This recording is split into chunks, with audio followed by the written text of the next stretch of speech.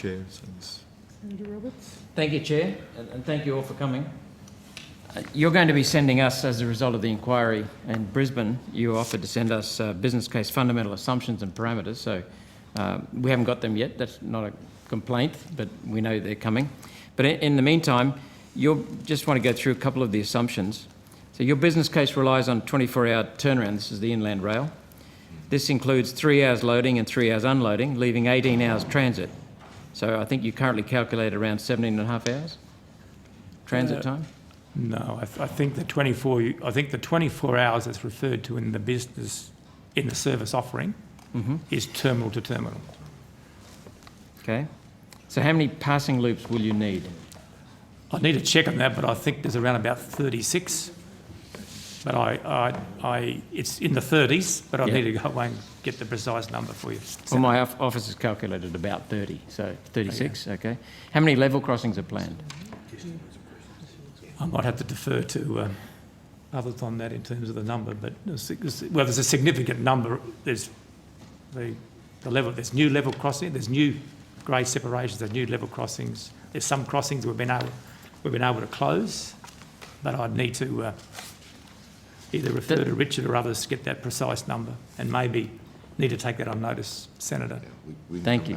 We'll come back on it. Thank you. How many, and these will be in your business case assumptions that you'll be sending to us, I think it's middle of this month sometime. How many stops at regional cities have been modelled into transit times? Well, Senator, that's a matter for the operator on where they want to stop. Okay.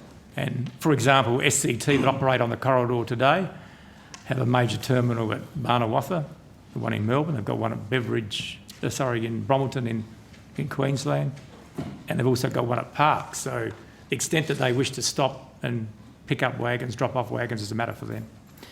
So basically what I'm looking at is the overall distance, the time it takes to do the distance, and the number of stops and interruptions. So how long does it take for a train to, it's a pretty big train, how long does it take for one of these trains to come to at full speed to come to a complete stop? Well, it depends on whether you're an emergency brake application or whether you're bringing to a stop under control. But a big train, 4,000 tonnes under emergency brake would probably take over 1.5 kilometres to stop. And there's a fair bit of time involved. There is time involved, yes. Yeah. It's slowing down, passing bays, starting up again. Yeah. You allow up to 20 minutes dwell time in crossing loops and also 80 kilometre speed limit through the level crossing. Is that correct? Well, I need to look at the model. I mean, it's there's not a 20-minute dwell time in every crossing loop. So the service promise is 24 hours from port to port? No, terminal to terminal. Terminal to terminal, sorry. Yes, thank you. Geez, you nearly got the Queenslanders all excited there. Thank you. Plus unloading time and loading time. Okay, so that's going to be 30 hours. So taking all these stops and reduced speed limits into account, how can we possibly cover 1,700 kilometres in 24 hours with a maximum speed of 100 kilometres an hour? Well, Senator, I think you have to look at what the service offering customers want, and maybe the best way I can demonstrate that is what happens Melbourne to Perth, for example, where you've both got express freight on some express trains and you've got freight on big, heavier, slower trains. And for example, as I think I might have mentioned to you in Brisbane, Melbourne to Perth carries express freight, Star Track Express, Australia Post Tolled Express. They operate on premium trains.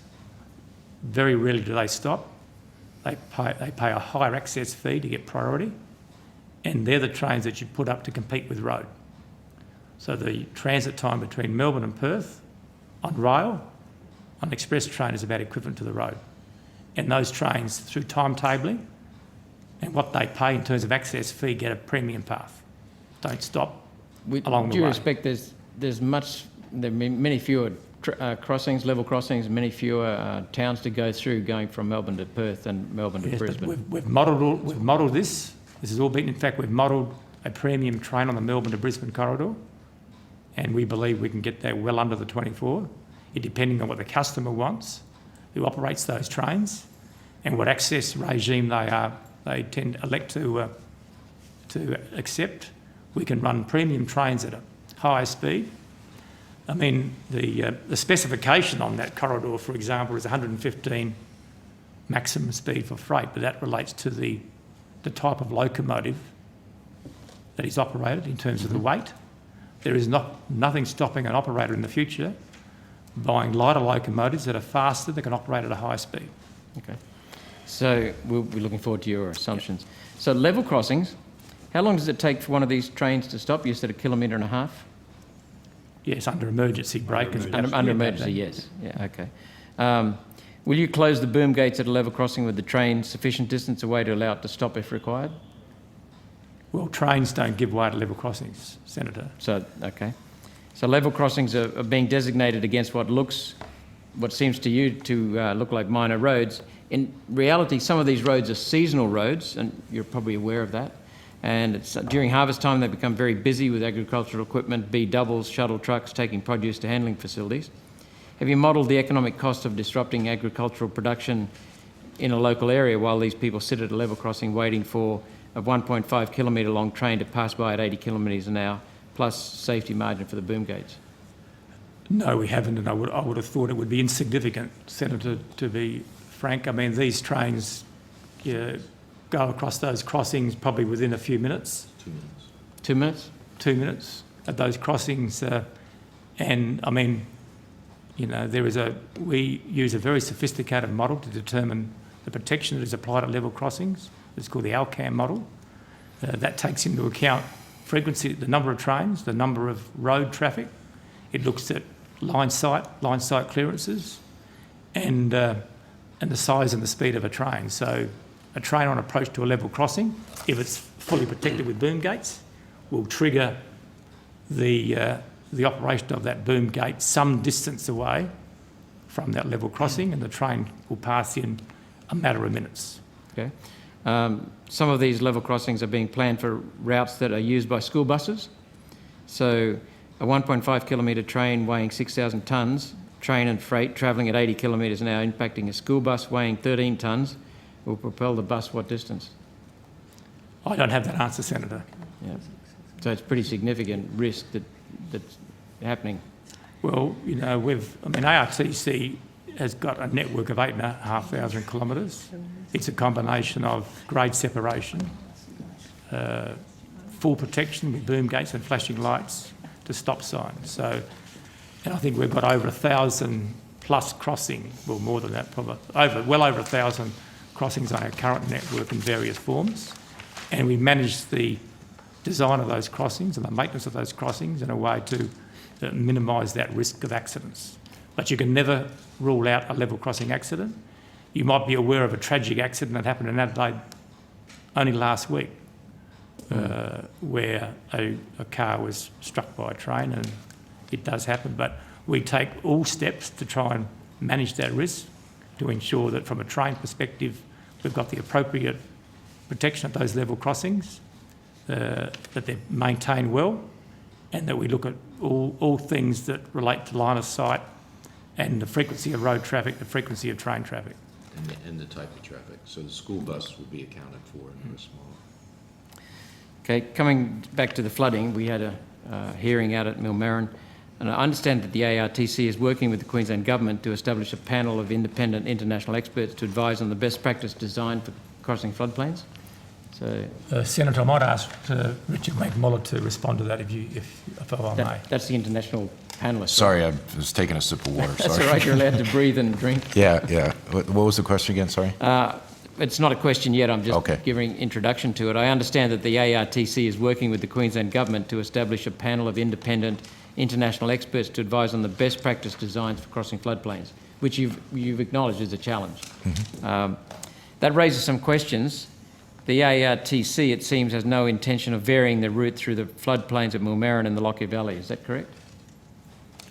Has no intention. You're going to go through the floodplains of Millmerran and you're going to go through the floodplains of Lockyer. That's the present But can I just plan. assist there, but nothing's out.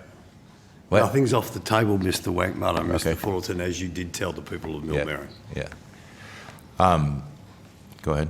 When will the panel be formed and who will be on it? Okay, so the state is working with the Commonwealth to put together, we're not doing that, the state and the Commonwealth are, they're putting together terms of reference of what the terms of reference for that expert panel will be.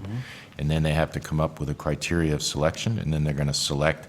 Last I heard, they're going to try to, it's going to be about 3 to 4 people of international repute. But they're putting together those terms of reference, and the department may be able to answer that question a little bit better than I can, actually. No, that's fine. Thank you, Senator. We are working with the Queensland Government, and we are in active conversation at the moment around the terms of reference for that panel. I would anticipate that we would be able to have that finalised, the terms of reference finalised within the next couple of weeks. Following that, we will be then going out to get the names for the international experts, so that we can establish that panel and put that in place. Thank you. Will the panel accept submissions from local experts? We know that there are some very highly regarded people who spoke at the panel in Melbourne, for example. I certainly do, Senator. At this stage, we need to complete the terms of reference, and once we have done that, we'll be able to come out and tell you whether or not that will be the case. So it wouldn't be just, there's several forms of expertise. There's technical expertise, but there's also local experience. Yes. Some people may not have the technical qualifications, but they certainly have the local expertise. No, I understand that. I understand that, Senator, and that's something that we are actively considering with the Queensland Government. Thank you. When do you anticipate the report will be completed? Senator, the plan for the expert panel would be that it would provide advice over a period of time. So we would anticipate, it's hard to say when the first report would come out in that, because they will be assessing the work that's been undertaken so far. And until we get that panel on board, it's hard to give an exact time of when they will report. And we know that Mr. Wankmuller has acknowledged that the corporation needs to do a better job of listening on this inland rail. So I imagine it's going to take some time, hopefully, to engage the people in the local communities. Certainly, Senator. We're looking at all of that as part of the terms of reference design. And are you considering the possibility that a panel of international experts will actually find that building an earth wall across a floodplain is not a very good idea? It's a pretty stupid idea. No, I In other wouldn't words, it could be a bridge. anticipate that. No, I think we've done a pretty good job so far. We're definitely going to check the work that's been done, but whether we've done something stupid, I would question that. What about if the panel says? Are you prepared for the possibility that the yeah, panel will say we want a bridge there? That's fine. Yeah, I thought you asked me whether I thought the panel might come across with that idea. No. I'm prepared to Are you accept. prepared I'm for the panel? prepared to accept. Yeah, what the panel comes. We're gonna talk with the panel. They'll make a recommendation, and we'll address those recommendations. Because the building a bridge across the floodplain will be very expensive, won't it? It certainly would. Very. It depends on the size of the floodplain, but yeah. Yeah. What is it, 30-kilometre floodplain? Yeah. Well, coming across the country, there's a lot of floodplains. We talk about Condamine, we talk about McIntyre. There's a few more. Yeah. And so there's quite a bit of it along the line. Okay, on the budget, the budget for the Inland Rail is about $10 billion with a P50 probability. Is that correct? That was the budget that was set in the 2015 business case. Yeah. Is it the same now? We, as Mr. Fullerton, do you want me to answer this? I mean, given that Richard's, I can answer that. I think Okay. what the $10 billion P50, and I think it was 10.7 billion at P90, was in the 2015 business case. What we set up, that was based on an estimate around concept design, with I think about a $1.8 billion contingency. And if you look at the business case, you'll see those numbers in that report. We always said that as the project matured through to reference design, that we would update that budget based on better engineering and also, a better understanding of some of the environmental planning issues that needed to be addressed. So that process is still underway. Yeah, Mr. Wankmuller did a good job of explaining that concept of the 3 phases of design and construction. So the P50 budget does not preclude the final cost being $15 or $20 billion, depending upon what you find between now and final Wouldn't go ahead. preclude it, no, it wouldn't preclude it. No. Sorry? No, it wouldn't preclude it. Yeah.